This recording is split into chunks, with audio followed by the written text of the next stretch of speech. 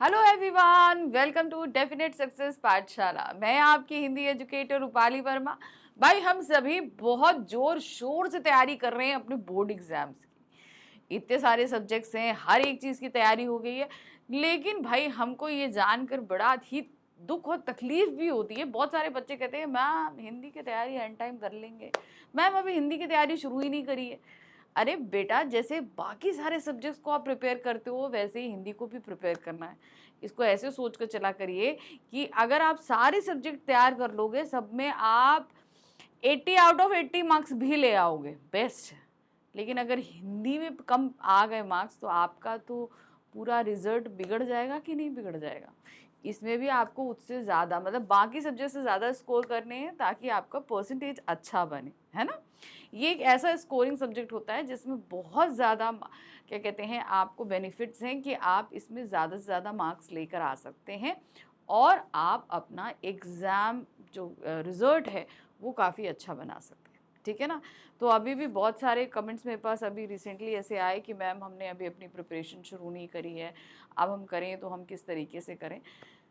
आप एक एक चैप्टर उठाइए और जो भी चैप्टर आप उठा रहे हैं उस चैप्टर के सभी पैटर्न्स को आप फॉलो करो। कहने का मतलब है आप एक्सप्लेनेशन देखो, एनसीईआरटी क्वेश्चंस देखो, एमसीक्यूज देखो और आपके क्या कहते हैं जितने भी सब्जेक्टिव क्वेश्चंस हैं उन्हें देखो, सारी चीज़ों को देखो और प्रिपेयर करो। एक बार में अगर एक चैप्टर उठा रहे हो तो उस चैप्टर को पूरी तरीके से वन टू ऑल ख़त्म करो। ये नहीं कि आज एक्सप्लेनेशन देख लिया, कल एमसीक्यूज देख लिए, परसों हम जो है वर्णनात्मक प्रश्न पढ़ लेंगे। ये काम नहीं करना। एक दिन एक चैप्टर सब कुछ पढ़ डालो, क्योंकि जो चीज़ आप एक्सप्लेनेशन में पढ़ोगे वही चीज़ आपको एमसीक्यूज में रिपीट होगी और वही चीज़ आपकी सब्जेक्टिव क्वेश्चन में रिपीट होगी। इस तरीके से आप चैप्टर को 2 बार रिवाइज भी कर लोगे और उसके सारे पैटर्न्स आपको फॉलो भी हो जाएंगे, ठीक है ना। तो इस तरीके से करना आपको बहुत हेल्पफुल रहेगा। चलिए बढ़ते हैं अब अगर हम आज के वीडियो की तरफ। जैसा कि आप देख रहे हो, क्लास 10th हिंदी कोर्स ए करा रही हूँ। कोर्स ए के मोस्ट इंपॉर्टेंट क्वेश्चंस करा रही हूँ। तो कोर्स बी वाले स्टूडेंट्स भी हमसे खवाएं कि भाई मैम कोर्स बी कब कराओगे। जल्द ही कराएंगे। जैसे ही कोर्स ए के क्वेश्चन सारे चैप्टर ख़त्म होते हैं मैं कोर्स बी शुरू करा दूंगी।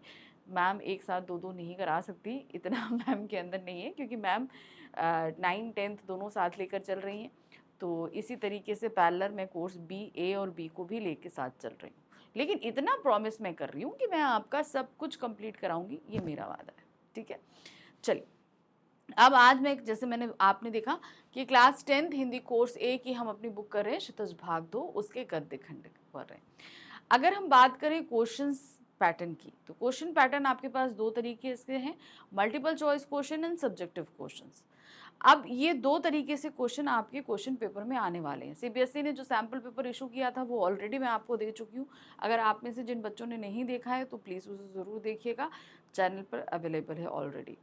अब अगर हम बात करते हैं पैटर्न की, तो दोनों ही पैटर्न्स आपके पास आ रहे हैं।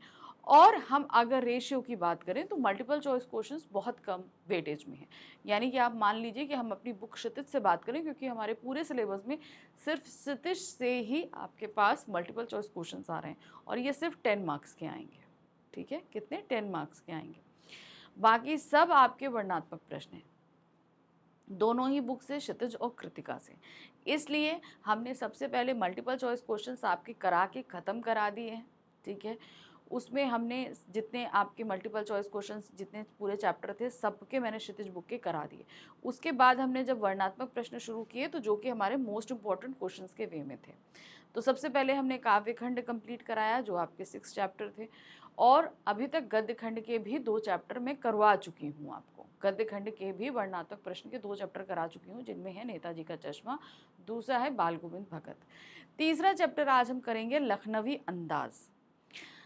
तो ये चैप्टर मैं आपको ऑलरेडी पहले करा चुकी हूँ, ठीक है। मैं क्वेश्चंस की बात नहीं कर रही हूँ, मैं इसका डिटेल एक्सप्लेनेशन करा चुकी हूँ, एनसीईआरटी क्वेश्चंस करा चुकी हूँ, इनके मैं डीपीपी सॉल्यूशंस करा चुकी हूँ, फिर आपके मल्टीपल चॉइस क्वेश्चंस करा चुकी हूँ। तो ये सब करा चुकी हूँ, ठीक है।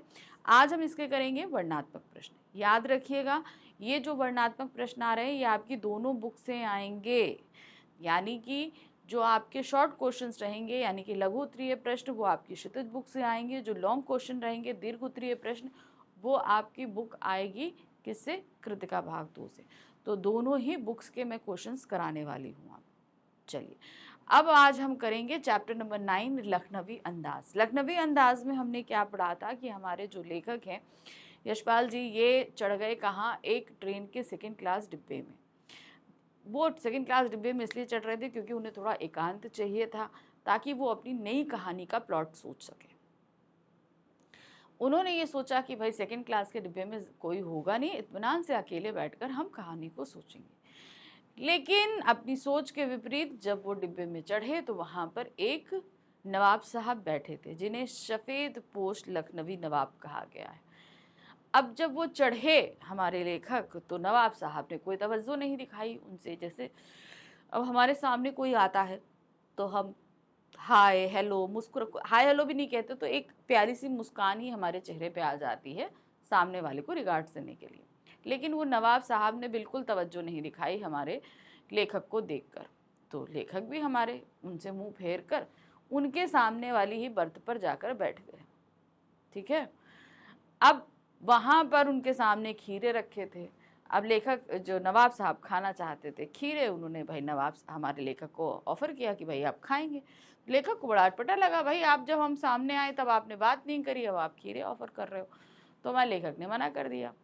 तो नवाब साहब ने भाई अपने खीरे खाने की तैयारी शुरू करी, छीला, सब कुछ किया, बढ़िया से लगाया वगाया, नमक वमक बुर के सजाया, और फिर उसको एक एक फाँक को उठाए, सूंघे और खिड़की से बाहर फेंक दिए। और ये सब करने के बाद बहुत हाथ धो धवा के थक के एकदम लेट गए और फिर एकदम भरे पेट की डकार ली। तो लेखक ने कहा कि भाई इस तरीके से किसी का पेट अगर भर सकता है तो बिना कहानी और पात्र के भी बिना पात्र के और किसी घटना की कहानी भी लिखी जा सकती है। अब कोई भी कहानी किसी कैरेक्टर या किसी घटना के बगैर तो लिखी नहीं जा सकती, उसी तरह बगैर खाए किसी का पेट भी नहीं भर सकता। तो इस तरीके से लेखक ने ये कहानी रखी कुछ नवाबों, जिनकी अब शान शौकत उतनी नहीं रही, लेकिन उन्होंने अपनी उस झूठी शान शौकत को बनाए रखने के न जाने कितने तमाम तरीके ढूंढे हुए हैं। तो ये चैप्टर मैंने आपको समझाया था, थोड़ा सा समराइज करके अभी भी बता दिया। चलिए अब करते हैं इस पे क्वेश्चन। आज करीबन हम लेकर आए हैं इस पर 25 क्वेश्चन। ठीक है, कितने हैं? 25 क्वेश्चन है। अब याद रखिएगा, क्षितिज बुक से आने वाले सभी प्रश्न, जैसा कि मैं बोल चुकी हूँ, लघु उत्तरीय रहेंगे। इनके आंसर आपको 25 to 30 वर्ड्स के अंदर ही लिखने हैं। ये 2 मार्क्स के क्वेश्चन आएंगे। ये कुछ चीज़ें मैंडेटरी है, मैं हमेशा आपको बता रही हूँ, क्योंकि जब आप अपना आंसर लिखो तो अपने आप को वर्ड लिमिट्स के अंदर रखो। क्योंकि वर्ड लिमिट के बाहर जाते ही सारी चीज़ें गड़बड़ाने लगेंगी। चलिए शुरू करते हैं। यहाँ पर पहला प्रश्न है, लेखक नवाब साहब को देखते ही उनके प्रति व्यंग से क्यों भर जाता है? लेखक ने जब नवाब साहब को पहली बार देखा तभी व्यंग से भर गए। अब व्यंग से भरने का मतलब ये नहीं है कि उनको देखकर हंसी आने लगी, मतलब ऐसे लोगों के प्रति हमें कुछ एक अलग सी वेव्स आने लगती है, जिन्हें हम नेगेटिव बोलते हैं। यानी कि जब कोई व्यक्ति मिलता है तो थोड़ा सा हंसता मुस्कुराता है, हाय हेलो करता है, लेकिन नवाब साहब ने ऐसा कुछ किया ही नहीं, कुछ नहीं किया, और जो है वो मुंह फेर कर बैठ गए। तो इस तरीके से उन्होंने कहा कि भाई नवाब होते हुए इस तरीके से बैठना कुछ ज़्यादा सही नहीं लगता। भाई बड़े अच्छे लग रहे हैं, शिष्ट हैं, शालीन हैं, लेकिन वो सारी चीज़ें इनके व्यवहार में नहीं थी। क्योंकि लेखक के मन में लखनवी नवाबों के प्रति पूर्व धारणा है कि वे अपनी आन बान शान को बहुत महत्व देते हैं। बात सही है। अगर आप भी किसी नवाब को आप मिले हों या आपने देखा हो या सुना हो, तो भाई ये मानते हैं कि नवाबी नहीं रही। आप जिस भी शहर में रहते हैं, जहाँ कहीं भी होते हैं, कोई भी राजा, जैसे कि मैं हूँ, मैं इस समय जैसे भोपाल में रहती हूँ, ठीक है, मैंने लखनऊ भी देखा है, घूमा है, तो सारी चीज़ें ऐसी हैं। तो वहाँ पर नवाबों की अपनी ही शान शौकत होती है। ठीक है, माना कि नवाबी अब उतनी रही नहीं, लेकिन उनके जो घर हैं वो हैं, माना जर्जर हालात में हैं, लेकिन वो आन बान शान अभी तक बनी हुई है। ठीक है, ये एक चीज़ रहती है कि मतलब पहले जैसे माना कि वो सारी चीज़ें नहीं हैं, उतना रुतबा नहीं है, उतनी ताकत नहीं है, उतना धन नहीं है, लेकिन उन्होंने इन सारी कंडीशंस के बियॉन्ड अपनी आन बान शान आज तक बनाकर रखी हुई है। ठीक है, जैसे बहुत सारे लोग होते हैं कि भाई पैसा नहीं रहा है, हमारा इतना दबदबा नहीं रहा है, अब हम नवाबों को भाई सरकार में भी उतनी सारी चीज़ें पूछनी होती, तो एक चीज़ें थोड़ा घटती चली जाती हैं, लेकिन नहीं, नवाबों ने अपनी वो सारी शान शौकत को अभी भी बनाकर रखा हुआ है। वे हर चीज में नजाकत दिखाते हैं तथा स्वयं को औरों से अधिक शिष्ट, शालीन और कुलीन सिद्ध करना चाहते हैं। ये भी एक चीज है। उनका व्यवहार बहुत ही सोफिस्टिकेटेड रहता है, मतलब हर एक चीज बड़ी नजाकत से, एक करीने से, तरीके से होती है। आप इवन ये देखोगे, जैसे हम लोग हैं, चाय पी रहे हैं, हम लोग के पास चाय का कप आया, उसमें चीनी के लिए मिलाया और चम्मच ऐसे रख दिया, नो। उन लोग के भी रखने का तरीका आप देखोगे, रखते समय एक आवाज़ नहीं आनी चाहिए। चाय को मिला रहे हैं तो भी एक आवाज़ नहीं आएगी, बड़े अच्छे तरीके से होगी। चम्मच को भी निकाल के जैसे हम लोग ऐसी टेबल पर रख देंगे, नहीं, वो बढ़िया एकदम करीने से, कायदे से, बगैर एक बूंद चाय टपके वो कप में रखेंगे। तो हर एक चीज़ को करने का जो तरीका सलीका है उनका बहुत ही उम्दा होता है। तो मतलब है कि वो, उनके यहाँ ये सारी चीज़ें कहते हैं ना, इनबिल्ड चीज़ें होती हैं, बचपन से ही उन लोगों के अंदर ये सारी चीज़ें सिखाई जाती है, तो वो सब उनके अंदर है और जिसे वो शो करते हैं। हम मानते हैं, वो ये सब मानते ही नहीं है, वो एक्चुअल में ऐसे होते हैं। इस धारणा के कारण उसे नवाब के हर कार्य में नवाबी शान दिखा। इसीलिए नवाबों के अंदर नवाबी, कहते हैं ना भाई नवाब में तो नवाबी शान क्यों नहीं जाए, क्योंकि वो नवाबी शान इसलिए है क्योंकि उनके रहन सहन, हर एक चीज को करने का तरीका भी उतना ही अलग है। इसलिए उसे नहीं पता कि नवाब साहब सेकंड क्लास में यात्रा क्यों कर रहे हैं, फिर भी वह उसमें खोट देखता है। उसका नवाब को लखनऊ की नवाबी का सफेद पोश सज्जन कहना ही उनकी पूर्व धारणा का प्रमाण है। अब यहाँ पर उन्होंने कहा कि भाई आप एक नवाब हैं, ठीक है, सिंपल सी एक चीज़ है, अगर आप नवाब हो तो फर्स्ट क्लास में ट्रेवल करो। वो ट्रैवल कर रहे थे सेकंड क्लास में, तो पहला खोट तो लेखक को हमारे यहाँ पर दिखाई दिया कि भाई अगर आपके पास उतनी आन बान शान, सब कुछ, शान शौकत, सारी चीज़ें, तो आपको फर्स्ट क्लास में ट्रैवल करना चाहिए था, लेकिन आप ट्रैवल यहाँ कर रहे हो सेकंड क्लास में। तो पहली चीज़ तो उन्होंने यहाँ नोटिस करी। फिर दूसरी चीज़, उनके दिमाग में नवाबों को लेकर जो पूर्व धारणा है, यानी कि कभी भी वो नवाबों के उसमें पड़े हों, तो उन्होंने उसके इसी के चलते ही वहाँ पर नवाब को किस चीज़ से संबोधित किया, क्या, लखनवी अंदाज, ये आपका था लखनऊ की नवाबी का सफेद पोश सज्जन, सफेद पोश सज्जन, इन्होंने ये चीज बोला। क्योंकि आप नवाबों को अक्सर देखोगे वो वाइट कलर के जो कुर्ते पजामे हैं, अचकन हैं, ये सारी चीजें वो पहना करते थे, तो वो एक उनकी एक, मतलब उनको देख के लगता था अरे भाई वाह क्या बात है। तो मैंने जैसे जो मेरे दिमाग में, जो मैं अपनी पर्सनल बात करूं, तो वो चिकनकारी का एकदम वाइट कलर का अचकन और कुर्ता पहनना बढ़िया से, एक नवाब के लिए मेरे दिमाग में वो सारी चीज़ें हैं, तो वही उन्होंने व्यंग को इसमें व्यक्त किया है। तो समझ में आ गया व्यंग्य क्या है, क्योंकि वहाँ पर नवाब ने, नवाबों को लेकर लेखक के दिमाग में जो पूर्व धारणा है, उसी धारणा को इन्होंने सफेदपोश सज्जन में कहकर एक व्यंग के रूप में व्यक्त करी है। क्योंकि नवाबों का रहन सहन, शालीनता, शिष्टता जो है वो आम लोगों से अलग होती है, इसलिए वो सारी चीजें अपनी बयां भी उसी तरीके से करते हैं। प्रश्न संख्या 2 है, लेखक के सामने नवाब साहब ने खीरा खाने का कौन सा खानदानी रईस तरीका अपनाया। चलिए देखते हैं। अब देखिए, लेखक जब डिब्बे में दाखिल हुए तो नवाब साहब के सामने ऑलरेडी तौलिए पर खीरे रखे हुए थे, 2 खीरे रखे हुए थे वहां पे। अब खीरे जो हैं वो बहुत ही सस्ता फल माना जाता है, ठीक है, आम लोगों को खाने वाला फल, जैसे आजकल भी मिल जाता है बहुत आसानी से, हम लोग जानते हैं। अब एक नवाब होते हुए नवाब साहब ने जब खीरा खरीदा, एक तो आम लोगों का खाया जाने वाला फल खरीदा, तो खरीदा तो जाहिर सी बात है कि उन्हें खाने के लिए ही खरीदा होगा। हम भी अगर कोई चीज़ खरीदेंगे तो जाहिर सी बात है उसको प्रयोग, अगर खाने की कोई चीज़ ले रहे हैं तो हम उसे खाने के लिए खरीदेंगे। एक ये सिंपल सा माइंडसेट होता है कि हमको यही खरीदना है। लेकिन भाई हुआ क्या कि अब उनके सामने आकर बैठ गई एक आम जनता, हमारे लेखक। अब नवाब साहब खाएं कैसे ये आम सा वस्तु, आम सा फल, तो उन्होंने बड़ा अच्छा तरीका अपनाया। सबसे पहले उन्होंने लेखक को ऑफर किया कि भाई आप खाओ, तो लेखक ने मना कर दिया, नहीं, उन्होंने कहा हम नहीं खाएंगे। तो अब उन्होंने फिर ले खीरा छीला, काटा, नमक मुर्क लगाया कि चलो अब खाया जाए। लेकिन अब चूंकि एक आम व्यक्ति सामने बैठा हुआ है और आम सा फल एक नवाब कैसे खा ले, कैसे उसकी शान घट जाएगी भाई। तो उन्होंने फिर एक कोशिश करी, वो कोशिश करी कि चलो ये आम व्यक्ति अगर इस आम फल को खा लेता है तो मैं भी खा लूंगा। तो उन्होंने फिर से लेखक को ऑफर किया कि भाई खा लो। तो लेखक ने हमारे मना कर दिया कि भाई हम नहीं खाएंगे। तो अब इनको बड़ा लगा कि भाई हम कैसे खा लें ये बहुत आम सा फल। तो वो उन्होंने क्या किया, उठाए, सूंघे और फेंक दें। तो इससे उनकी भाई उन्होंने आम फल खाने से बच भी गए और उन्होंने अपनी झूठी शान भी दिखा दी कि भाई हम नवाबी लोग इसी तरीके से एक आम फल का जो है जायज मतलब टेस्ट लेते हैं, सिर्फ सूंघ कर फेंक देते हैं, क्योंकि ये तो बहुत सस्ता सा फल है, इसे हम लोग खाते नहीं, हम लोग सिर्फ सूंघ कर फेंक देते हैं। ये चीज़ उन्होंने अपनाया। देखिए क्या है, नवाब साहब दूसरों के सामने साधारण सा खाद्य खीरा नहीं खाना चाहते। दूसरों के सामने का मतलब होता है एक साधारण व्यक्ति के सामने। इसलिए उन्हें खीरे को किसी कीमती वस्तु की तरह तैयार किया।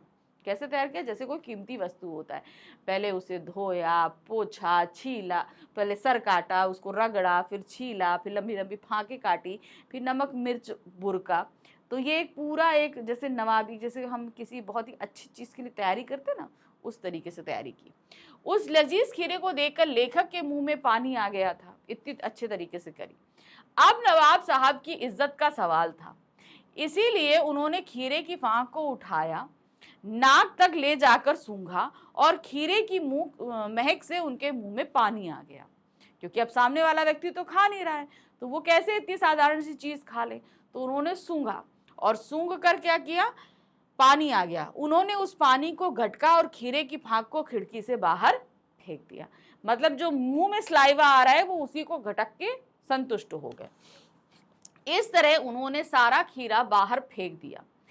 सारा खीरा फेंक कर लेखक को गर्व से देखा। अब गर्व से क्यों देखा कि भाई मैं इतना साधारण सा फल इसी तरीके से खाता हूं, मैं तो एक नवाब हूं, ये चीज बताने के लिए।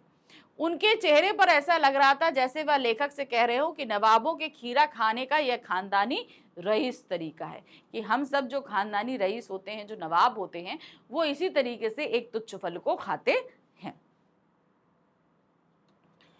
प्रश्न संख्या 3 है, नवाब ने अपनी नवाबी का परिचय किस प्रकार दिया।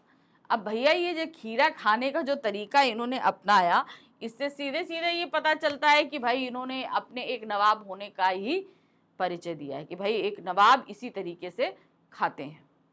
चलिए देखिए क्या है। नवाब ने खीरों को पहले पानी से धोया, फिर उन्हें तौलिए से पोंछा, फिर जेब से चाकू निकालकर उसके सिर काटे। क्या हुआ, जेब से चाकू निकाला और उसके सिर काटे और छीलकर उनकी फांके काटकर तौलिए पर रखी। ठीक है, उसे छीला और फिर लंबी लंबी फांके काटी, सामने जो टॉवल था उसमें एक एक करके उसको सजा दिया और उस पर नमक मिर्च का मिश्रण छिड़का। फिर लेखक को भी खीरे खाने का निमंत्रण दिया, क्योंकि भाई अब पहले निमंत्रण दिया था, लेखक ने मना कर दिया, फिर अब ये दोबारा निमंत्रण दिया कि भैया आप खा लो। अंत में एक एक फांक को खाने की अपेक्षा सूंघ कर खिड़की से बाहर फेंक दिया। उसने ऐसा दिखावा किया कि उसे सुगंध से ही बहुत तृप्ति मिल गई। अब चूंकि वो नवाब हैं, तो नॉर्मल इंसान जिस तरीके से करेंगे उस तरीके से तो हम नहीं करेंगे, जाहिर सी बात है, जिस तरीके से वो कर रहे हैं हम थोड़ी ना करेंगे। तो उन्होंने ये तरीका अपनाया कि वो एक एक फांक को उठाएं, सूंघे और फेंक दे। यही काम उन्होंने किया। प्रश्न संख्या 4 है, खीरा खाने की इच्छा होने पर भी लेखक ने इनकार क्यों कर दिया। अब क्या है, जब हमारे लेखक डिब्बे में घुसे थे, जब आए तो सामने नवाब साहब बैठे थे। अब जैसे मान लीजिए सपोज ऐसे, अब हम लोग ट्रेन में एंट्री करते हैं, ऐसे बर्थ ऐसे ऐसे होती हैं। अब इधर नवाब, अब हम आएंगे अगर, तो हमारे सामने जो व्यक्ति होगा अगर हमसे बात भी नहीं करेगा तो हमें देखकर एक स्माइल तो पास करेगा ना। अब कोई व्यक्ति अगर हमको देखकर स्माइल पास नहीं करेगा, बड़ा सड़ा सा व्यक्ति है, तो हम भी बात नहीं करेंगे, जाहिर सी बात है। सामने वाला नहीं करे तो हम भी नहीं करें। तो हमने उसने यहाँ पर जब नवाब साहब ने कोई तवज्जो नहीं दिखाई थी, लेखक भी सामने बैठ गए। अब नवाब साहब को लगा कि भाई हमें खीरा खाना है, तो उन्होंने कहा, पहले ऑफर किया तो उन्होंने मना कर दिया कि नहीं भाई हम नहीं खाएंगे, क्योंकि उन्होंने किस लिए खाने से पहले मना किया कि भाई अब ये व्यक्ति मेरे से अभी बात करने को तैयार नहीं था और अब इसका दिया खीरा मैं खा लूँ, तो यहाँ भाई उनके आत्मसम्मान की बात हो गई, तो उन्होंने मना कर दिया, उन्होंने कहा हम नहीं खाएंगे। फिर दोबारा जब सब नमक मिर्च लगा लिया और उन फाकों को देखकर लेखक के मुंह में भी पानी आ रहा था, लेखक का भी मन कर रहा था खाना खाने का, कि मतलब खीरा खाने का, तो लेखक ने तब मना कर दिया। तब उन्होंने क्यों मना किया? क्योंकि भाई जब मैं एक बार मना कर चुका हूँ, दोबारा अगर खा लूंगा तो ये भी हमारे आत्मसम्मान को ठेस है, तो इसलिए उन्होंने दोबारा भी मना कर दिया। मन था कि भाई मैं खा लूं, लेकिन अपने आत्मसम्मान को बनाए रखने के लिए उन्होंने दोबारा भी खीरा खाने से मना कर दिया। खीरा खाने की इच्छा होने पर भी लेखक ने इसलिए इनकार कर दिया क्योंकि पहले जब नवाब साहब ने उससे खीरा खाने का आग्रह किया था, तब उसने मना कर दिया था। जब क्या आग्रह था, उन्होंने मना कर दिया था। लेखक ने सोचा कि यदि मैं अब खीरा खाने के अनुरोध को स्वीकार करता हूं, तो नवाब साहब के मन में मेरे प्रति सम्मान की भावना नहीं रहेगी। भाई एक व्यक्ति जिस चीज के लिए मना कर रहा है, दोबारा राजी हो गया, तो सामने वाला व्यक्ति क्या है, मुझे उतना सम्मान नहीं देगा, उतना इज्जत नहीं देगा। इस प्रकार अपना आत्मसम्मान बनाए रखने के उद्देश्य से उसने खीरा खाने से इनकार कर दिया। मतलब उस नमक छिड़की हुई पनियाई खीरे की जो फाके थी वो खाने का मन था, लेकिन तब भी लेखक ने इसलिए मना किया क्योंकि वो एक बार पहले मना कर चुके थे, इसलिए अपने आत्मसम्मान को बनाए रखने के लिए। प्रश्न संख्या 5 है, नवाब साहब को खीरा काटकर नमक मिर्च लगाते हुए देखकर लेखक क्या सोच रहा था? कि मतलब एक ऐसा कार्य जो हम लोग बहुत ही नॉर्मल तरीके से कर लेते हैं, नवाब साहब कितने सलीके से वो काम कर रहे थे। जैसे मैंने बताया ना कि नवाबों के हर एक काम में कुछ अलग ही सलीका होता है, कि मतलब वो खीरों को लेके खिड़की के बाहर जाना, पानी से धोना, फिर लाना अंदर, तौलिए से पोंछना, फिर काटना उसका, फिर उसको रगड़ना, फिर छीलना, फिर लंबी लंबी फांके काटना।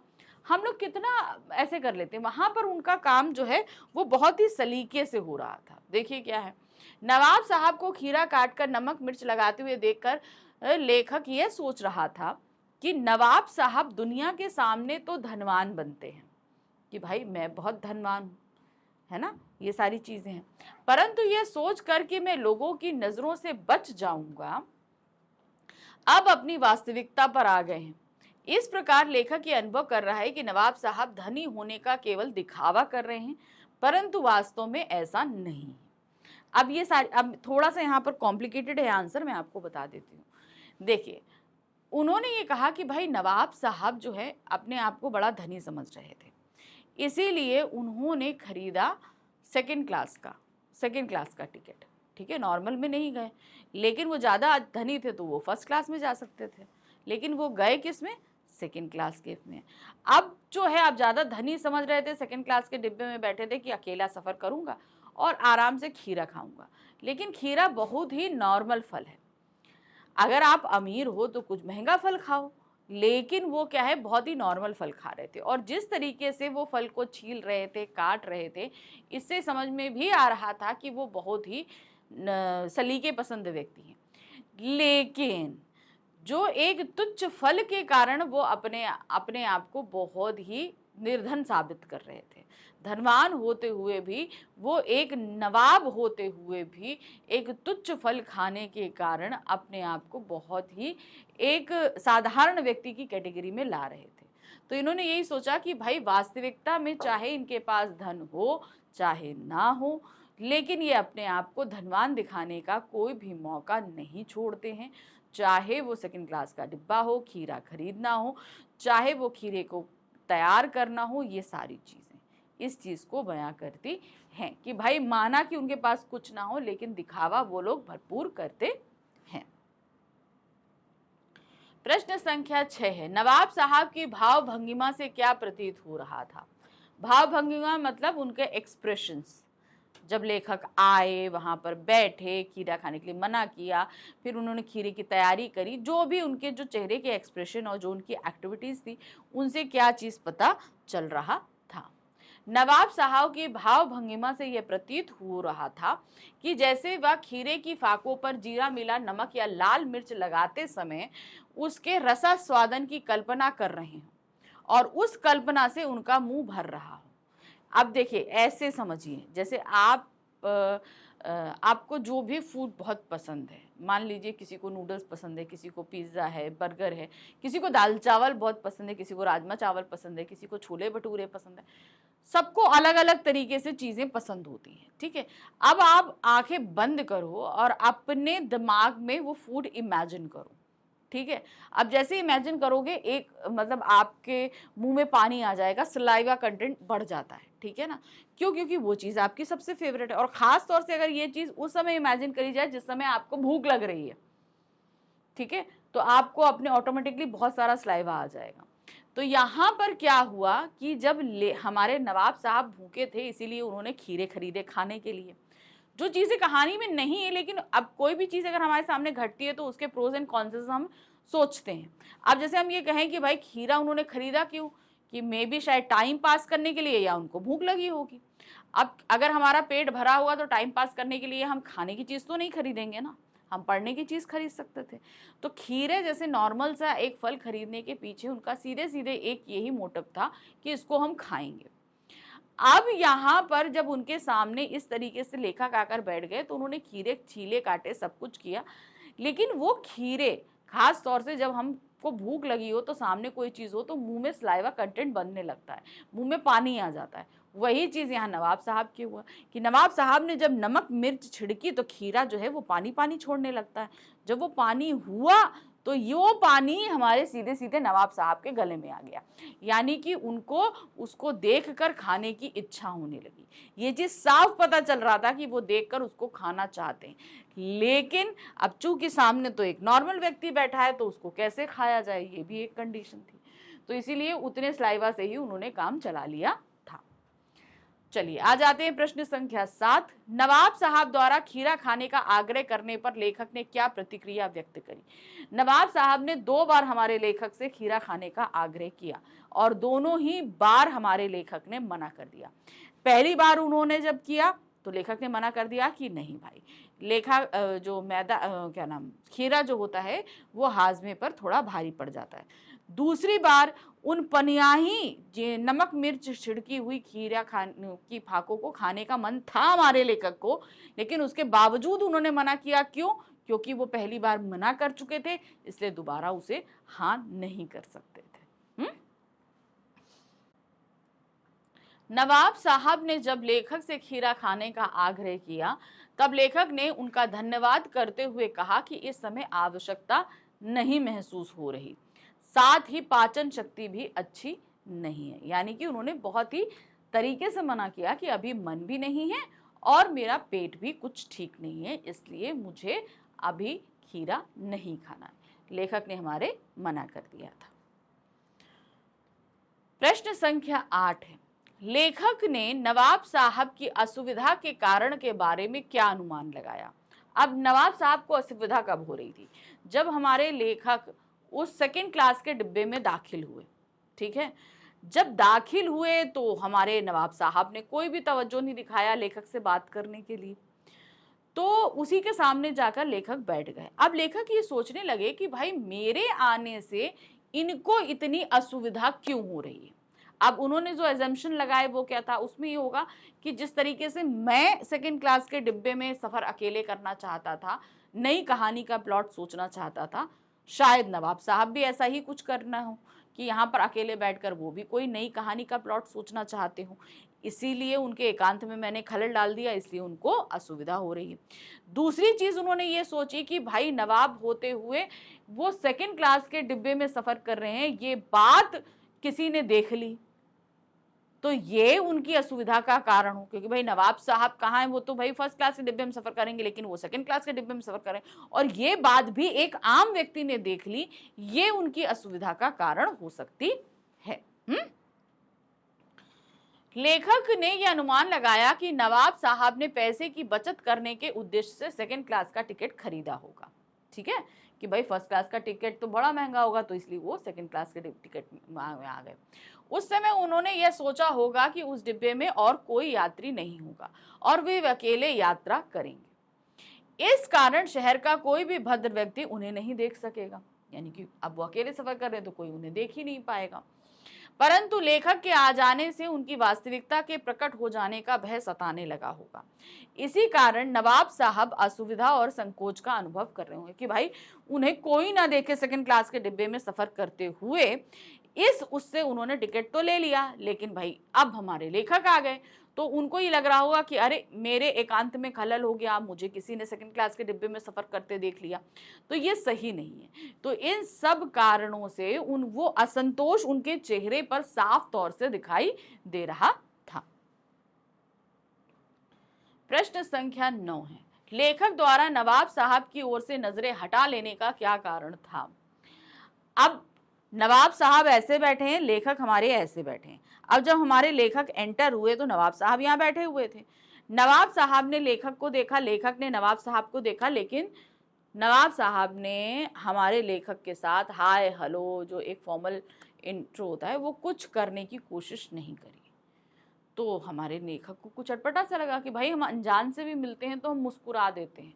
तो लेखक को अटपटा लगा, ये जाकर उन्हीं के सामने बैठ गए, मगर उनसे नजरें भी नहीं मिलाई और सोचने लगे कि आखिर मेरे आने से इनकी एकांत में कौन सा खलल पड़ा कि ये असंतोष उनके चेहरे पर दिखाई दे रहा है। तो देखिए क्या है, ट्रेन में लेखक के साथ के लिए नवाब साहब ने कोई उत्साह प्रकट नहीं किया। भाई जब हम दो लोग सफर करते हैं, दोनों अकेले हों तो एक दूसरे से बात करके सफर कट जाता है, लेकिन यहाँ पर नवाब साहब ने कोई तवज्जो ही नहीं दिखाई लेखक से बात करने के लिए। इस कारण लेखक ने यह महसूस किया कि यदि वह मुझे महत्व नहीं देते हैं और मैं अपनी ओर से उनके साथ के लिए पहल करूं तो उनकी दृष्टि में मेरा सम्मान कम हो जाएगा। इसी कारण लेखक ने नवाब साहब की ओर से नजरें हटा ली। अब सामने वाला मेरे से बात करने के लिए तैयार नहीं और मैं बार बार बोलूं हेलो आप कैसे हैं क्या हैं, तो कहेंगे यार अजीब आदमी है, मैं बात नहीं करना चाहता और ये मेरे से बात करे जा रही है ना। तो सामने वाले की नजर में मेरी सिचुएशन तो डाउन हो जाएगी ना। तो यही कारण था कि यहाँ पर जो लेखक ने उनसे नजरें हटा ली। भाई तुम मुझसे बात नहीं करना चाहते, मैं भी तुमसे बात नहीं करूंगा, तुम्हारे सामने बैठूंगा मगर तुम्हें देखूंगा तक नहीं, इसलिए वहां पर उन्होंने नजरें हटा ली और उनसे उनकी तरफ देख भी नहीं रहे थे। प्रश्न संख्या 10 है, लेखक किस बात का अनुमान लगाने लगा और क्यों। लेखक किस बात का अनुमान लगाने लगा कि भाई मेरे आने से इन नवाब साहब को क्या परेशानी हुई, क्योंकि जब लेखक हमारे आए तो नवाब साहब जो है उनके चेहरे से ये साफ पता चल रहा था कि लेखक का आना उन्हें बिल्कुल पसंद नहीं आया। तो लेखक ये अनुमान लगाने लगे कि भाई कि ये क्यों इतना ज्यादा अनकंफर्टेबल हो रहे हैं मेरे आने से। इसके भाई वो पूछ तो सकते नहीं थे, वो अपने आप से ही अंदाजा लगाने लगे कि ऐसा क्यों हुआ होगा। लेखक इस बात का अनुमान लगाने लगा कि उसी डिब्बे में उसके आ जाने से नवाब साहब को किस प्रकार की असुविधा और संकोच का सामना करना पड़ रहा है। भाई जिस डिब्बे में नवाब साहब बैठे उसी डिब्बे में मैं आ गया, तो क्या प्रॉब्लम हो गई भाई मेरे आने से। इस चीज का वो अनुमान लगाने लगे। साथ ही ऐसी असुविधा और संकोच का क्या कारण हो सकता है कि भाई इतनी असुविधा और संकोच इन्हें क्यों है, ये भी सोचने लगे। लेखक इस बात का अनुमान इसलिए लगाने लगा क्योंकि खाली बैठे बैठे कल्पना करते रहने की उसकी पुरानी आदत थी। अब सामने वाले को मुझसे क्या प्रॉब्लम हो रही है, अब चुकी है तो लेखक हर चीज में अपनी इमेजिनेशन पावर डालना है, उनको सोचना है, क्योंकि भाई लेखक है, कहानी की प्लॉट ये वगैरह ये सारी चीजें ऐसे ही मिलती हैं, जब तक हम थोड़ा क्रिएटिव नहीं होंगे हमको चीजें नहीं मिलेंगी। अब लेखक के अंदर ये कीड़ा दौड़ा कि भाई क्या बात है। तो लेखक की हमारी आदत थी कि वो अकेले जब भी बैठते तो किसी ना किसी चीज के बारे में सोचने लगते, क्योंकि इससे क्या होता है ना कि हमें नई कहानियां मिल जाती हैं। और वही कर रहे थे लेखक, अकेले बैठे इस चीज का अनुमान लगा रहे थे कि बाकी इन नवाब साहब को मेरे यहाँ आने से किस चीज की असुविधा या संतोष हुआ है। प्रश्न संख्या 11 है, नवाब साहब द्वारा खीरा खरीदने और उसे ना खाने का क्या कारण रहा होगा। भाई सीधी सी बात है, नवाब साहब ने अगर खीरा खरीदा तो उन्हें तो खाना होगा, इसीलिए खरीदा। अब चाहे नवाब साहब हो, राजा हो, महाराजा हो, आम आदमी हो, कोई भी हो, अगर कोई चीज़ हम खरीद रहे हैं तो उसे जाहिर सी बात है हम यूज़ करना चाहते हैं। नवाब साहब ने भी खीरा खाने के लिए ही खरीदा होगा, लेकिन खाने के लिए खरीदा तो खाया क्यों नहीं? दिया है ना, उसे ना खाने का क्या कारण रहा? अगर भाई खरीदा तो अब खाने के लिए खरीदा तो खाया क्यों नहीं? क्योंकि उनके सामने एक साधारण व्यक्ति आकर बैठा और उस साधारण व्यक्ति ने इस साधारण खाद्य पदार्थ को खाने से मना कर दिया। तो जब साधारण व्यक्ति साधारण सा खाद्य पदार्थ नहीं खा सकता, तो एक नवाब होते हुए मैं ये साधारण खाद्य पदार्थ क्यों खाऊं? तो कहते हैं ना वो नवाबी शान पे एक थोड़ा सा वो लग जाएगा, भट्टा लग जाएगा, इसलिए उन्होंने मना जो है खीरा नहीं खाया और सारी फांके सूंघ सूंघ कर फेंक दी। नवाब साहब ने इसलिए खीरा खरीदा होगा ताकि यात्रा का समय व्यतीत हो जाए, यानी कि यात्रा जो है खाते खाते कट जाएगी, इसलिए उन्होंने खरीदा होगा। परंतु जब उन्होंने अपने सामने शहर के ही एक अन्य भद्र व्यक्ति को देख लिया, तब उन्होंने यह सोचकर खीरा नहीं खाया होगा कि एक नवाब होते हुए खीरे जैसे साधारण वस्तु खाने से इस व्यक्ति की नज़र में मेरा सम्मान कम हो जाएगा, कि साधारण व्यक्ति के सामने अगर मैं ये साधारण सा फल खाऊंगा तो एक नवाब की शान जो है वो कम हो जाएगी इस साधारण व्यक्ति के सामने। प्रश्न संख्या 12 है, लखनवी अंदाज पाठ में निहित संदेश स्पष्ट कीजिए। यहाँ पर जो है सीधे सीधे पतनशील सामंती साम्राज्य जो जिनका पतन हो रहा है उन पर लोगों पर व्यंग कसा गया है कि ऐसे लोग जिनकी शान और शौकत आजकल नहीं रही, लेकिन वो दिखावे के लिए अपनी शान और शौकत को आज भी बरकरार रखे हुए हैं। तो देखिए क्या है, लखनवी अंदाज नामक पाठ के माध्यम से लेखक यह संदेश देना चाहता है कि हमें अपना व्यवहारिक दृष्टिकोण विस्तृत रखते हुए दिखावेपन से दूर रहना चाहिए।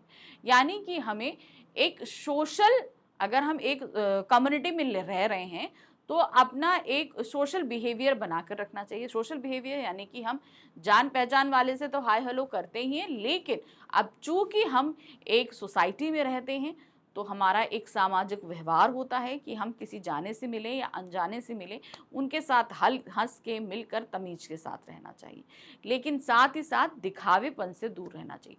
जो चीज़ हमारे पास नहीं है उसे दिखावा नहीं करना चाहिए। तो यहाँ पर उन्होंने नवाब साहब के माध्यम से ये दोनों चीज़ें व्यक्त करी हैं। नवाब साहब जो हैं वो बिल्कुल भी एक सामाजिक दृष्टिकोण का व्यवहार नहीं कर रहे थे, क्योंकि हमारे लेखक से बात नहीं कर रहे थे, और दूसरी चीज़ ये कि वो दिखावा बहुत कर रहे थे। तो इन दोनों ही चीज़ों से हमें बचना चाहिए। हमें वर्तमान के कठोर यथार्थ का सामना करना चाहिए। जो हमारी प्रैक्टिकल लाइफ है, जो वास्तविक लाइफ है हमारे सामने, हमें उसी में जीना चाहिए। कोई एक काल्पनिक दुनिया बनाकर नहीं जीनी चाहिए तथा काल्पनिकता को छोड़कर वास्तविकता की ओर को अपनाना चाहिए, जो हमारे व्यवहार और आचरण में भी दिखना चाहिए। हमें किसी चीज़ का दिखावा नहीं करना चाहिए, हम जो एक्चुअल हैं हमें वही चीज़ प्रेजेंट करनी चाहिए। प्रश्न संख्या 13 है, लखनवी अंदाज शीर्षक की सार्थकता सिद्ध कीजिए। अब इस पाठ का नाम लेखक ने रखा लखनवी अंदाज। अब आपको ये बताना है कि जो ये नाम रखा गया है क्या अपने आप में सही है, ये चीज़ है। तो मेरे हिसाब से तो इस कहानी का जो शीर्षक लखनवी अंदाज रखा गया बिल्कुल सही है, क्योंकि यहाँ पर लखनऊ के एक नवाब साहब की बात हो रही है, उनके खीरा खाने के अंदाज की बात हो रही है। तो लखनवी अंदाज अपने आप में बिल्कुल सही है। देखिए क्या है, लखनवी अंदाज शीर्षक के मूल में व्यंग निहित है, यानी कि ऐसे लोग जो होते तो ज़्यादा कुछ नहीं है लेकिन दिखावा करने से भी बाज नहीं आते। इस कहानी में वर्णित स्थान लखनऊ के आसपास का प्रतीत होता है। इसके अलावा नवाब साहब की शान, दिखावा, रईसी का प्रदर्शन, नवाबी ठसक, नजाकत आदि सभी लखनऊ के उन नवाबों जैसी ही है जिनकी नवाबी कब की छिन चुकी है, पर उनके कार्य व्यवहार में अब भी इसकी झलक मिलती है। यानी कि नवाब अब नहीं रही, नवाबी नहीं रही, लेकिन उनका जो बिहेवियर है उसमें ये नवाबी आज भी झलक रही है। पाठ में पूरी तरह अपने में समेटे हुए यह शीर्षक लखनवी अंदाज पूर्णतः सार्थक एवं उपयुक्त है। तो ये जो शीर्षक लिया गया है ना, ये अपने आप में बिल्कुल सही है। लखनवी अंदाज जो शीर्षक लिया गया है ये बिल्कुल सही है, क्योंकि यहाँ पर लखनऊ के नवाब की जो अंदाज है वो बयां किया जा रहा है। प्रश्न संख्या 14 है, लेखक ने ऐसा क्या देखा कि उसके ज्ञान चक्षु खुल गए। अब लेखक ने ये देखा कि नवाब साहब ने एक एक फांक उठाई, सूंघी और खिड़की से बाहर फेंक दी। अब उसके बाद इतना रिलैक्स होकर लेट गए जैसे लग रहा है उन्होंने बहुत बड़ा काम कर लिया।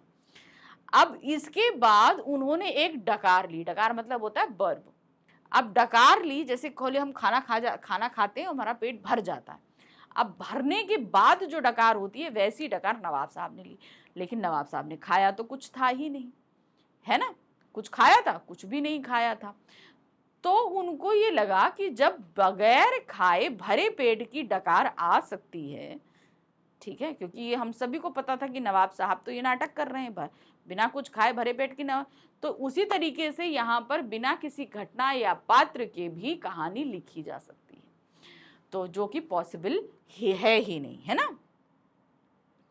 लेखक ने देखा कि नवाब साहब खीरे को नमक मिर्च लगी फांकों को खाने के स्थान पर सूंघ कर खिड़की से बाहर फेंकते गए, यानी कि वो एक एक फांक को सूंघते गए और खिड़की से बाहर फेंकते गए। अब होता है ना कि भाई सूंघ रहे हो तो खा लो, है ना, लेकिन वो क्या हुआ, वो सूंघते गए और खिड़की के बाहर फेंकते गए। बाद में उन्होंने डकार लेकर अपनी तृप्ति और संतुष्टि दर्शाने का प्रयास किया। उन्होंने कहा कि भाई इतना करने से ही मेरा पेट भर गया, मतलब उन फांकों को सूंघ लेने से ही पेट भर गया। ये चीज उन्होंने भरे पेट के डकार लेकर साबित करने की कोशिश करी। यदि यही देखकर लेखक के ज्ञान चक्षु खुल गए कि इस तरह बिना घटनाक्रम पात्र और विचारों के कहानी भी लिखी जा सकती है। जब बगैर कुछ खाए भरे पेट की डकार आ सकती है, तो बगैर किसी पात्र, किसी घटना या विचारों की कहानी भी लिखी जा सकती है। कहानी में भी मतलब क्या दिक्कत है, जबकि आप देखो अगर कोई घटना नहीं होगी, कोई कैरेक्टर नहीं होगा, कोई विचार नहीं होगा, तो कोई कहानी लिखना तो पॉसिबल है ही नहीं। प्रैक्टिकली सोचो, ये पॉसिबल है? पॉसिबल ही नहीं है। तो उसी तरीके से बगैर कुछ खाए भरे पेट की डकार आना भी पॉसिबल नहीं है। ये सीधे तौर पर नवाब साहब एक दिखावा कर रहे हैं। ये हमारे लेखक के ज्ञान चक्षु खुल जाते हैं। प्रश्न संख्या 15 है, नवाब साहब के व्यवहार में अचानक कौन सा बदलाव आया और क्यों? कौन सा बदलाव आया? जब हमारे लेखक डिब्बे में दाखिल हुए तो नवाब साहब ने तो कोई तवज्जो नहीं दिखाई थी, लेखक से बात करने की दिखाई थी, कुछ नहीं दिखाया था। लेकिन एकदम से उन्होंने जो है नवाब साहब को खीरा ऑफर करा। खीरा ऑफर करा कि भाई आप खीरा नोश फरमाएंगे, तो वहाँ लेखक ने मना कर दिया था। तो इसका सबसे बड़ा रीज़न ये था कि पहले तो उन्होंने तवज्जो नहीं दिखाई और बाद में वो जो है उनसे बात करने के लिए उत्सुक हो गए। इसका सबसे बड़ा रीज़न ये था कि नवाब साहब उन खीरों को खाना चाहते थे। अगर लेखक खा लेता तो शायद वो भी खा लेते, है ना। सेकेंड क्लास के डिब्बे में जैसे ही लेखक चढ़ा, सामने एक सफेद पोश सज्जन को बैठा पाया, यानी कि नवाब साहब को बैठा पाया। लेखक का यूं आना उन्हें अच्छा ना लगा। लेखक इस तरीके से आया, ये चीज बिल्कुल भी उसे अच्छी नहीं लगी और वे खिड़की से बाहर देखने लगे। क्या करें? बाहर देखने लगे। भाई लेखक सामने बैठा, उनसे ना हाय ना हेलो, वो बाहर देख रहे हैं। पर अचानक ही उनके व्यवहार में बदलाव आ गया। उन्हें लेखक से खीरा खाने के लिए कहा कि भाई खीरा खा लो। ऐसा करके वे अपनी शराफत का नमूना प्रस्तुत करना चाहते थे। पहले तो भाई उन लेखक का आना उन्हें पसंद नहीं आया क्योंकि उनकी शांति में खलल पड़ा, लेकिन दोबारा वो इसलिए वो बात करते हैं, खीरा ऑफर करते हैं। इसका दो रीजन साफ साफ हमें, पहली बात तो वो बताना चाहते थे कि मैं बहुत ही शरीफ और अच्छा बंदा हूँ जो सबसे अच्छे से मिलके बात करता हूँ। दूसरी चीज, वो उस खीरे को खाना चाहते थे। अगर हमारे लेखक खीरा खा लेते तो शायद नवाब साहब भी खीरा खा लेते, लेकिन लेखक ने मना कर दिया तो नवाब साहब कैसे खा सकते थे, है कि नहीं। प्रश्न संख्या 16 है, सेकंड क्लास के डिब्बे की उन विशेषताओं का उल्लेख कीजिए जिनके कारण लेखक और नवाब साहब दोनों ने उसे यात्रा के लिए चुना। क्या रीजन था कि दोनों लोगों ने सफर करने के लिए उस सेकंड क्लास के डिब्बे को चुना। इसका सबसे बड़ा रीजन है कि उस समय सेकंड क्लास के डिब्बे में ज्यादातर लोग सफर नहीं करते थे, तो वो खाली रहता था। ठीक है। दूसरा, फर्स्ट क्लास के डिब्बे से सेकंड क्लास के डिब्बे का टिकट भी कम था, किराया कम था। दूसरा, वहां पर ज्यादा लोग नहीं रहते थे। कई रीजन थे। देखिए, लेखक और नवाब साहब दोनों ने ही अपनी यात्रा के लिए सेकंड क्लास के डिब्बे को चुना। उस डिब्बे की विशेषताएं निम्नलिखित थी। पहला क्या है, सेकेंड क्लास का डिब्बा अधिक सुविधाओं से युक्त था। जनरल डिब्बे में वो सुविधाएं नहीं होती जो सेकेंड क्लास में होती है, तो हम सभी लोग जानते हैं। हम आप लोग भी, बहुत सारे लोग, बच्चे जो हैं वो सेकेंड क्लास में सफ़र करते होंगे, तो आपने ये देखा होगा कि जो हमें नॉर्मल डिब्बे में जो हमें सुविधाएं नहीं मिलती, वो सेकेंड क्लास के डिब्बे में मिलती हैं। इसका किराया अधिक होता है, अतः इसमें कम यात्री सफ़र करते हैं। फर्स्ट क्लास से तो किराया कम है, लेकिन नॉर्मल वाले से इसका ज़्यादा है, लेकिन यहाँ कम यात्री सफ़र करते हैं ज़्यादा होने के कारण। इसमें भीड़ भाड़ नहीं होती, ज़्यादा लोग नहीं होते हैं, ठीक है ना। चूँकि जैसा उन्होंने बताया कि किराया ज़्यादा होता है नॉर्मल जनरल वाले से, इसलिए यहाँ पर ज़्यादा भीड़ भाड़ नहीं होती है। ये डिब्बे अधिकांश खाली ही रहते हैं। अब आजकल के समय में मत सोचो, आजकल के समय में आप थर्ड एसी जाओ, सेकंड एसी जाओ, फर्स्ट एसी जाओ, जनरल जाओ, जहाँ कहीं भी जाओ, सब जगह भीड़ होती है। लेकिन थोड़ा सा आप पीछे जाओगे, जब ये कहानी लिखी गई, तो उस समय लोग इतना सफ़र नहीं करते थे, ठीक है। तो ट्रेन में सेकेंड क्लास वाला जो पोर्शन रहता था वो खाली ही रहता, जो भीड़ भाड़ रहती थी वो जनरल वाले में ज़्यादातर रहती थी। प्रश्न संख्या 17 है, लेखक और नवाब साहब की प्रथम मुलाकात का वर्णन अपने शब्दों में कीजिए। अब प्रथम मुलाकात तो मैंने आपको बता दी कहाँ हुई, सेकंड क्लास के डिब्बे में। लेखक ये सोचकर चले कि भाई वहां पर खाली होगा, हम चढ़ जाएंगे, बैठकर कहानी सोचेंगे। लेकिन जैसे ही वहां पहुंचे तो उन्होंने देखा कि नवाब साहब बैठे हैं। नवाब साहब वहां पर सफर कर रहे थे ये सोचकर कि भाई इस पे सफर करते हैं, पैसा भी कम लगेगा और हमें कोई देख भी नहीं पाएगा। तो ये कुछ बहुत ही अनकंफर्टेबल सिचुएशन थी दोनों के लिए। लेखक और नवाब साहब की प्रथम मुलाकात पैसेंजर ट्रेन के सेकंड क्लास के डिब्बे में हुई, जहां नवाब साहब पहले ही पालथी लगाए बैठे हुए थे। हमारे लेखक आते उससे पहले वो पालथी लगाकर वहां पर बैठे जमे जो है बैठे हुए थे। लेखक का यूं अचानक आ जाना नवाब साहब को तनिक भी अच्छा नहीं लगा। इस तरीके से आना हमारे नवाब साहब को, भाई लेखक एकदम से एंटर किए और नवाब साहब तो ये सोचे बैठे थे मैं अकेले सफर करूंगा, कोई नहीं आएगा।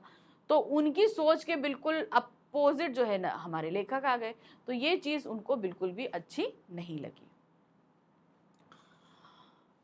उन्होंने लेखक की ओर ना देखकर डिब्बे के बाहर देखना शुरू कर दिया। अब चूंकि उनका लेखक का आना वहां उन्हें अच्छा नहीं लगा, तो वो लेखक की तरफ देख ही नहीं रहे थे, वो अपना बाहर खिड़की के बाहर देख रहे थे, नजारों को देख रहे थे। लेखक ने अपना स्वाभिमान बनाए रखते हुए उनसे बात करने की पहल नहीं की। अब भाई जब नवाब साहब ने ही इच्छा नहीं जताई कि भाई हम दोनों एक दूसरे से बात करें, लेखक और नवाब बात करें, तो हमारे लेखक भी कहाँ किसी से कम, उन्होंने अपना स्वाभिमान बनाए रखने के लिए उन्होंने भी नवाब साहब से बात नहीं करी, और वो भी ट्रेन के बाहर खिड़की के बाहर देखकर जो है वो नजारे लेने लगे। प्रश्न संख्या 18 है, बिना खीरा खाए नवाब साहब को डकार लेते देखकर लेखक क्या सोचने पर विवश हो गया। अब मान लीजिए हमको भूख लगी है, बहुत तेज भूख लगी है हमको, और हमारे सामने बहुत सारी चीजें रखी हैं, लेकिन हम खा ना पाए, मुंह में पानी आए,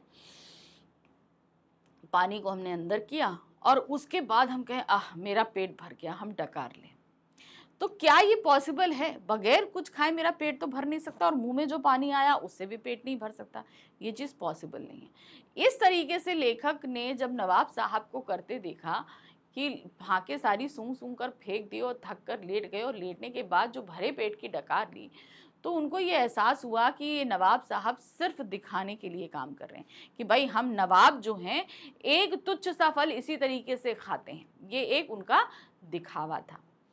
अब ये सारी चीजें देखने के बाद कहा कि जब बिना कुछ खाए पेट भर सकता है, तो उसी तरीके से बगैर किसी पात्र, बिना किसी घटना, बिना किसी विचार के कहानी भी लिखी जा सकती है। ये सारी चीजें हमारे लेखक के दिमाग में चल रही थी। थी। तो देखिए क्या है, लेखक ने देखा कि नवाब साहब ने खीरों की फाकों का रसास्वादन किया और उन्हें मुंह के करीब ले जाकर सूंघा और बाहर फेंक दिया। मतलब खीरे के फाके ला रहे, सूंघ रहे हैं और उन्हें बाहर फेंक दे रहे हैं। इसके बाद नवाब साहब को डकार लेता देखकर लेखक यह सोचने पर विवश हो गया कि क्या इस तरह सूंघने से मात्र से पेट भर सकता है। वही चीज, यानी कि सिर्फ अगर कोई व्यक्ति कुछ सूंघ ले तो क्या पेट भरना पॉसिबल है? ये तो इम्पॉसिबल है, ऐसा तो हो ही नहीं सकता। अगर भाई हमें भूख लगी है तो हमें तो कुछ खाना पड़ेगा, तभी हमारा पेट भरेगा। लेकिन यहाँ नवाब साहब ने क्या किया, हर एक चीज को, खीरे की फाक को सूंघ कर फेंक रहे थे, यानी कि बगैर कुछ खाए वो पेट भरे होने का नाटक कर रहे थे। प्रश्न संख्या 19 है, नवाब साहब ने खीरे की फाकों पर नमक मिर्च छिड़का, जिसे देखकर लेखक ललचाया, पर उसने खीरे खाने का प्रस्ताव अस्वीकार कर दिया। अब हमारे लेखक जब डिब्बे में दाखिल हुए थे तो नवाब साहब ने कोई तवज्जो नहीं दिखाई उनसे बात करने के लिए। होता ना भाई, मुस्कुरा दिए, बात कर लिया, लेकिन हमारे नवाब साहब ने लेखक के साथ कोई भी इंटरेक्शन नहीं किया। अब थोड़ी देर बाद नवाब साहब को लगा कि नहीं भाई, उनसे बात करनी चाहिए, नहीं तो हमारी शराफत पे उंगली उठ जाएगी। और दूसरे सामने रखे खीरे भी वो खाना चाहते थे, तो उन्होंने शुरू किया कि किबला खीरों को नोश फरमाएंगे। तो हमारे लेखक ने मना कर दिया कि भाई अभी इच्छा नहीं है, और दूसरा खीरा जो है वो पेट पर थोड़ा जोर डालता है। ये इन्होंने पहली बार मना कर दिया। तो जब भाई लेखक ने मना कर दिया तो नवाब साहब ने सोचा कि चलो मैं खा लेता हूँ। उन्होंने खीरे को धोया, सर काटा, रगड़ा, छीला, सजाया, नमक मिर्च डाला। अब जब वो खीरों में पानी पानी सा हो जाता है ना नमक डालने से, तो लेखक का भी मन करने लगा कि भाई खाएं, है ना। देखकर उनका मन ललचाया, किसका, लेखक का मन ललचाया कि भाई मैं भी खा लेता हूँ। मन होने था उनका कि भाई मैं खाऊंगा। तो नवाब साहब ने फिर पूछा, भाई किबला नोश फरमाइए, यानी कि खाइए खीरा। लेखक ने फिर मना कर दिया। भाई मन था उनका खाएंगे, लेकिन उन्होंने मना कर दिया। अब इसके पीछे का सबसे बड़ा रीज़न क्या है?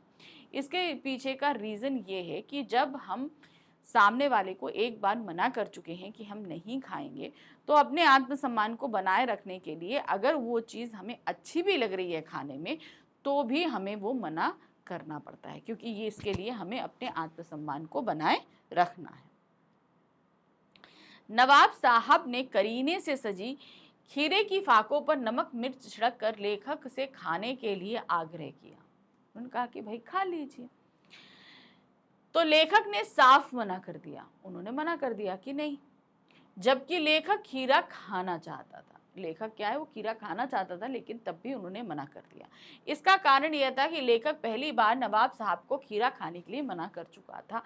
जब नवाब साहब ने खीरा छीला भी नहीं था, तब उन्होंने खीरा खाने के लिए पूछा था, तब लेखक ने इसके लिए मना कर दिया था। तो अब दोबारा कहने पर कैसे खा लेता? तो इसलिए उन्होंने दोबारा भी मना कर दिया। प्रश्न संख्या 20 है, खीरे की फाके खिड़की से फेंकने के बाद नवाब साहब ने गुलाबी आंखों से लेखक की ओर क्यों देखा? सारी फाके खिड़की के बाद देख दिए और बड़ी सॉफ्ट नजरों से लेखक की तरफ देखा। ऐसा क्यों? सिर्फ ये दिखाने के लिए कि भाई हम नवाब ऐसे तुच्छ से फल इसी तरीके से खाते हैं, अपनी नवाबी शान को दिखाने के लिए, झूठी नवाबी शान को दिखाने के लिए इस तरह की नजरों से देखा। खीरे की फाके एक एक कर उठाकर सूंघने के बाद नवाब साहब खिड़की से बाहर फेंकते गए। सब उठाई, सूंघे और खिड़की से बाहर फेंक दे। उन्होंने डकार ली और लेखक की ओर गुलाबी आंखों से इसलिए देखा क्योंकि उन्होंने लेखक को दिखा दिया कि नवाब खीरे को कैसे खाते हैं। भाई आपने नहीं खाया, कोई बात नहीं, हम इसी तरीके से खाते हैं, ये चीज दिखाया। अपनी नवाबी का प्रदर्शन करने के लिए उन्होंने खीरा खाने के बजाय फेंक दिया था। तो ये फेंकने के बाद वो गुलाबी आंखों से जो देख रहे थे, वो सीधे सीधे हमारे लेखक के ऊपर एक तंज था कि भाई देखिए, हम नवाब हैं, हम इसी तरीके से खीरे को खाते हैं, ये चीज वो बताना चाहते थे। प्रश्न संख्या 21 है, नवाब साहब द्वारा लेखक से बातचीत की उत्सुकता ना दिखाने पर लेखक ने क्या किया? जब हमारे लेखक दाखिल हुए डिब्बे के अंदर, तो जब उन्होंने उत्सुकता नहीं दिखाई तो हमारे लेखक ने भी नहीं दिखाई। वो भी बैठ गए उन्हीं के सामने और आंख घुमाकर वो खिड़की के बाहर के नजारे लेने लगे थे। नवाब साहब ने लेखक से बातचीत की उत्सुकता उस समय नहीं दिखाई जब वह डिब्बे में आया। जब डिब्बे में आए तो भाई नवाब साहब ने कोई उत्सुकता नहीं दिखाई लेखक से बात करने के लिए। लेखक ने इस उपेक्षा का बदला उपेक्षा से दिया कि भाई आप हमसे बात नहीं करना चाहते तो ठीक है भाई, हम भी आपसे बात नहीं करेंगे। उसने भी नवाब साहब से बातचीत की उत्सुकता नहीं दिखाई। उन्होंने कहा ठीक है, आप बात नहीं करोगे, आप हमारी तरफ देख नहीं रहे हो, हाय हेलो नहीं कर रहे, तो हम भी आपसे बात नहीं करेंगे। सिंपल सी एक चीज। और नवाब साहब की ओर से आंखें फेर लिया। यह लेखक के स्वाभिमान का प्रश्न था जिसे वह बनाए रखना चाहता था। तो लेखक का स्वाभिमान था कि भाई तुम हमसे बात नहीं कर रहे हो, तुम हमारी तरफ नहीं देख रहे हो, तो हम भी तुमसे बात नहीं करेंगे, तुम्हारी तरफ नहीं देखेंगे। तो ये एक तरीका था नवाब साहब की उपेक्षा का जवाब लेखक द्वारा उपेक्षा से देना। प्रश्न संख्या 22 है, खीरे को खाने योग्य बनाने के लिए नवाब साहब ने क्या क्या किया और उन्हें किस तरह सजाकर रखा, पठित पाठ के आधार पर बताइए। इस पूरे चैप्टर में एक्चुअली मैं बताऊं, पूरा चैप्टर जब मैंने पढ़ा, जब मैंने भी फर्स्ट टाइम पढ़ा था, वैसे तो पढ़ाते पढ़ाते अभी तक आप लोगों को मेरे को ये चैप्टर रट चुका है, लेकिन जब मैंने फर्स्ट टाइम पढ़ा था ना, तो इस चैप्टर में मुझे सबसे अच्छी चीज यही लगी थी। खीरा, भाई हम लोग भी खीरा खाते हैं, नॉर्मल है, आप सब भी खाते हो, हम भी खाते हैं। तो खीरे को छीलना काटना एक हम लोग नॉर्मल प्रोसीजर लगता है, ठीक है, एकदम नॉर्मल प्रोसीजर लगता है। लेकिन जब हमने इस पाठ में पढ़ा तो तब मुझे देखा कि खीरा काटने को इतनी अच्छी तरीके से डिस्क्राइब किया जा सकता है, ये बड़ा इंटरेस्टिंग लगा था मुझे। और उसके बाद जो नेक्स्ट चीज लगी वो नवाब साहब का खीरा खाने का तरीका था, सूंघ सूंघ के फेंक देना। तो इस पूरे पाठ में मुझे ये दो चीजें बहुत अच्छी लगी थी, और खास तौर से ये खीरे की तैयारी। अब क्या हुआ था, नवाब साहब के सामने 2 खीरे रखे थे, बढ़िया चिकने खीरे, जैसा कि देखो पाठ में लिखा है। पाठ में लेखक ने लिखा भी इस तरीके से कि आप उसे एकदम दिमाग में इमेजिन कर सको। क्या उन्होंने बोला, सामने टॉवल बिछी है और टॉवल पे 2 चिकने खीरे रखे, चिकने खीरे, ठीक है ना। चिकने खीरे का तात्पर्य यानी खीरे तो सभी चिकने होते हैं, लेकिन यानी कि शाइनिंग मारता हुआ जो खीरा होता है ना, बहुत सारे खीरे आपने देखे हैं, बहुत सारे खीरे शाइनिंग मारते हैं, तो वो शाइनिंग मारते हुए जो खीरे होते हैं उस तरीके का वो खीरे, 2 खीरे रखे थे। नवाब साहब ने खीरे को उठाया, लोटे में पानी लिया, खिड़की के बाहर गए, उन खीरों को धोया। धोने के बाद अंदर आए, उनको टॉवल से पोंछा, पोंछने के बाद जेब से चाकू निकाली, उसके सिर काटे, उसको मुंह नमक लगा के उसको घिसा ताकि उसमें से झाग निकले, कड़वाहट निकले। हम लोग भी घर में ऐसे ही करते हैं, ठीक है। उसको करने के बाद उन्होंने क्या किया, फिर उस खीरे को छीला। छीलने के बाद उसकी लंबी लंबी फांके काटी और उन फांकों को टॉवल के ऊपर बड़े अच्छे से सजाते हुए रखा। सजाने के बाद उसमें नमक मिर्च मिलाकर जो है बढ़िया सा बुरक दिया। बुरकने के बाद वो खीरे जो है हल्का पानी पानी से हो गए, मतलब उनको देखकर सच में मुंह में पानी आ जाए, इस तरीके से, ठीक है। चलिए देखिए कैसे लिखेंगे। नवाब साहब ने खीरे को खाने योग्य बनाने के लिए पहले उसे अच्छी तरह से धोया, फिर तौलिए से पोंछा। अब उन्हें चाकू निकालकर खीरे के सिरे ए को काटा और गोद कर झाग निकाला। यानी कि अब खीरा होता है ना, तो उसको ऐसे से करके गोदते हैं और फिर ऐसे करके रगड़ते हैं, रगड़ने से क्या हो जाता है, झाग निकलने लगता है।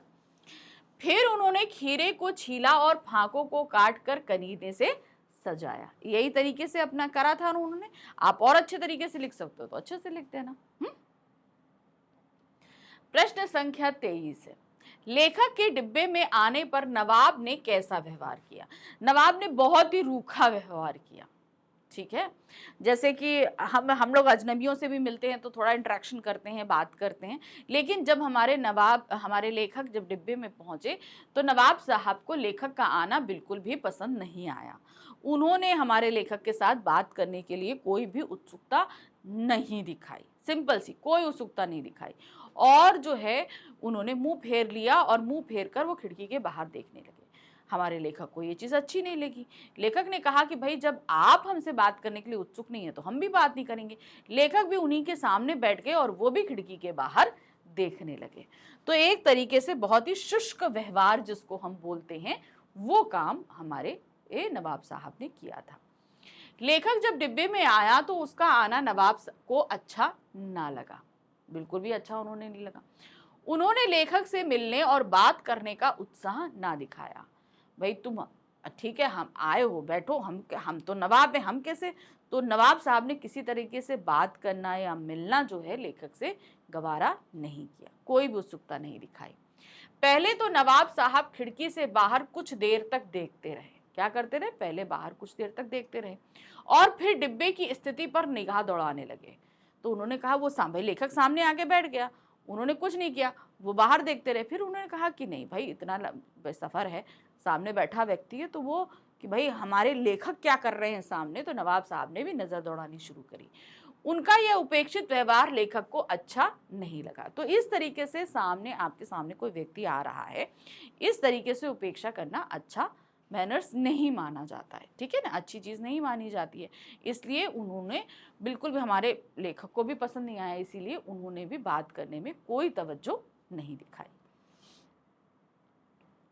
प्रश्न संख्या 24, लखनवी अंदाज पाठ के आधार पर बताइए कि लेखक यशपाल ने यात्रा करने के लिए सेकेंड क्लास का टिकट क्यों खरीदा। अभी हम लोगों ने ये एजम्पशंस तो कई बार लगा लिए कि भाई नवाब साहब ने सेकेंड क्लास का टिकट क्यों खरीदा।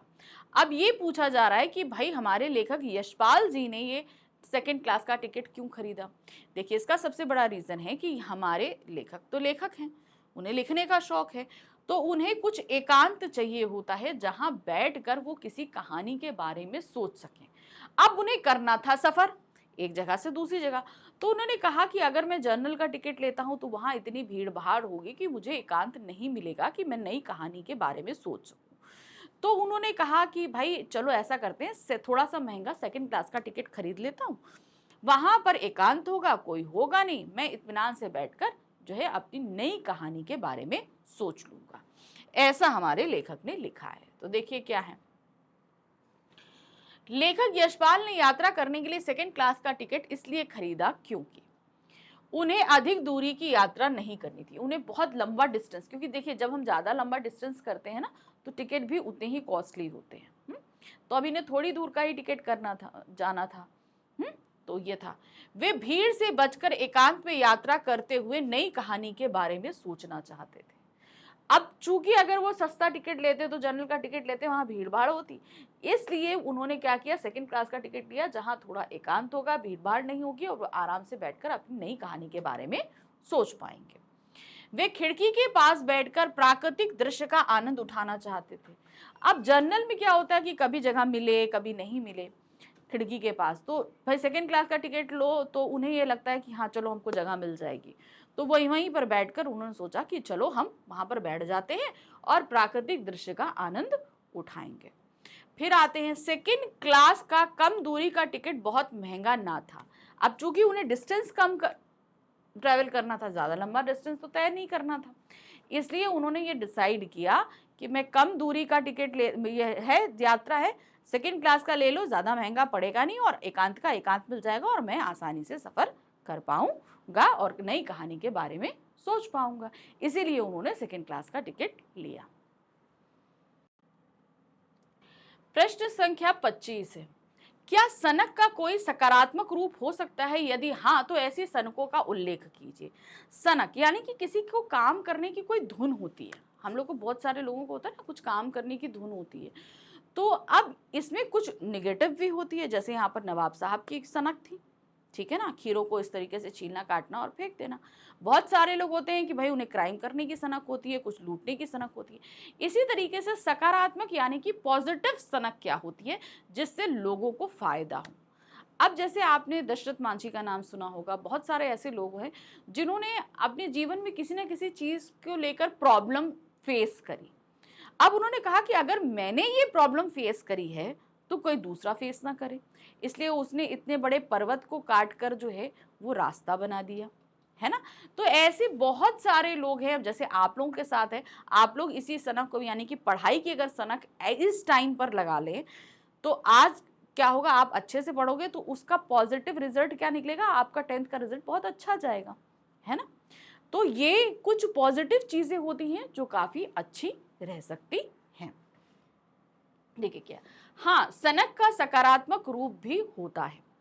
प्रसिद्ध व्यक्तियों, वैज्ञानिकों सफलता के पीछे उनकी सनक ही होती है, यानी कि उनको काम करने की जो धुन होती है वो उनको लग जाती है कि नहीं मुझे ये काम करना है ऐसे करना है, तो वो कहीं ना कहीं एक पॉजिटिव चीज होती है। तो वो सनक हमें कुछ ना कुछ नया करने या नया पाने की एक उम्मीद हमारे अंदर जगा देती है। वे अपनी सनक के कारण ही अपना लक्ष्य पाए बिना नहीं रुक सकते।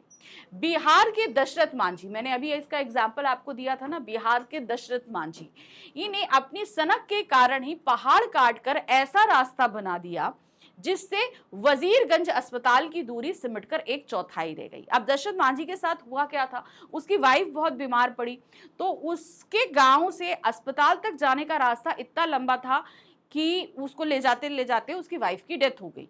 तो वो अपनी वाइफ को नहीं, अब वो उससे बहुत प्यार करता था, उसे लगा कि अगर मेरे साथ ये चीज घट सकती है तो ये किसी के साथ भी घट सकती है। तो उसने इस चीज से निजात पाना के लिए अलग अकेले ही उस पर्वत को काट कर रास्ता बनाया। तो ये उसके अंदर की सनक ही तो थी, उसने ठान लिया कि जो प्रॉब्लम मुझे हुई वो किसी को नहीं होनी चाहिए, इसलिए उसने ये अपना कर अपना तो कोई फायदा नहीं किया, लेकिन और बहुत सारे लोगों के लिए आगे आने वाले समय में बहुत सारे फायदे किए। अपनी सनक के कारण वे भारतीय माउंटेन मैन के नाम से जाने जाते हैं। तो इंडियन माउंटेन मैन के नाम से कौन जाना जाता है, वो है दशरथ मांझी। ठीक है, तो इस तरीके से खत्म हुए हमारे ये चैप्टर लखनवी अंदाज के मोस्ट इंपॉर्टेंट क्वेश्चन। तो इसी तरीके से धीरे धीरे हम आपके पूरे एग्जाम की प्रिपरेशन करा रहे हैं, बहुत ध्यान से इसको करिएगा। और ये प्रिपरेशन के साथ ही हमारे सैम्पल पेपर भी स्टार्ट हो जाएंगे जो आपको काफ़ी हेल्प करेंगे आपके आगे की पूरी तैयारी को अच्छे से करने के लिए। चलिए मिलते हैं इसके आगे के चैप्टर की तैयारी के साथ में। और हाँ, तैयारी करनी है आपको, यानी कि उस चैप्टर को अच्छे से पढ़कर तैयार रहना है और हम करेंगे question answers. Thank you for watching, bye bye.